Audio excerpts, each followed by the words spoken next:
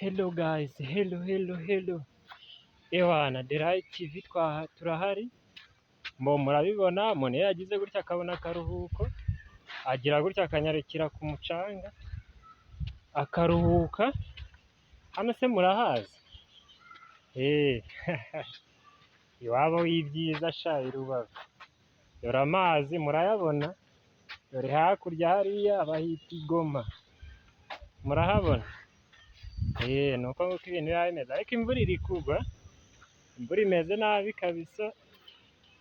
Buriya igihe wabonye akanya ugomba kunyarukira ahantu nk'aha ngaha ugafata iki, ugafata fresheri ukaruhuka ukarelaxinga kugira ngo ibintu birusheho kugira gute kugenda neza. Ewana, turi kumwe, stay touch. Mu bindi biganiro tuzagenda dukorana gake gake. Wibuke gukora subscribe aho ngaho hasi, like, share na comment biba bikenewe. Ewana, see you next.